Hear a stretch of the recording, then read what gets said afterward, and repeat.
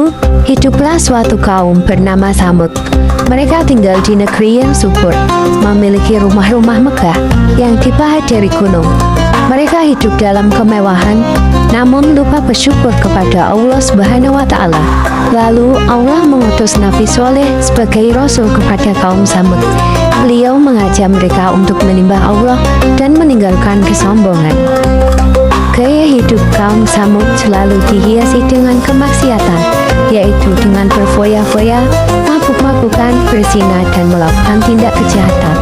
Karena gaya hidup kaum Tsamud telah menyimpang dari ajaran Allah, maka Allah mengutus Nabi Soleh untuk mengajak kembali kaum Tsamud kembali ke jalan yang benar. Namun, kaum Tsamud menolak dakwah Nabi Soleh. Mereka menentangnya untuk mendatangkan mukjizat sebagai bukti kebenaran. Nabi Soleh berdoa kepada Allah dengan penuh harap. Beliau memohon Allah agar memberi mukjizat sebagai tanda kebenaran, supaya kaumnya mau beriman dan kembali ke jalan yang benar. Atas izin Allah, sebuah mukjizat terjadi. Seekor unta betina yang besar keluar dari batu. Setelah melihat kejadian itu, sebagian daripada mereka terus beriman dan membenarkan kenabian Nabi Soleh, dan sebagiannya lagi mendustakan dan tidak mau menerima kenyataan. Para pemuka kaum Tsamud yang tidak senang dan menolak mukjizat unta Nabi Soleh mulai merencanakan kejahatan.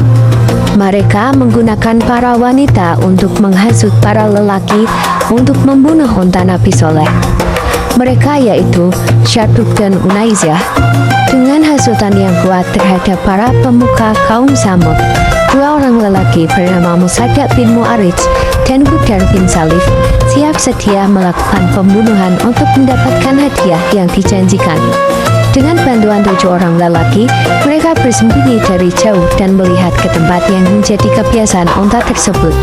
Setelah melihat kalimat unta tersebut, dengan segera Musaddaq memanahnya dan Budar pula menikam perut unta tersebut dengan pedangnya. Setelah kejadian pembunuhan unta tersebut, Nabi Soleh memperingatkan mereka, bersukarialah kalian selama 3 hari. Setelah itu, azab Allah akan datang. Pada hari ketiga, sebelum azab yang dijanjikan oleh Allah datang, Nabi Soleh mengajak semua kaumnya yang beriman untuk meninggalkan Hijr, menuju Romalah di daerah Palestina untuk menghindari azab yang akan diturunkan Allah. Pada hari yang dijanjikan, langit bergemuruh, tanah berguncang hebat, kaum Tsamud dibinasakan oleh suara petir yang sangat dahsyat.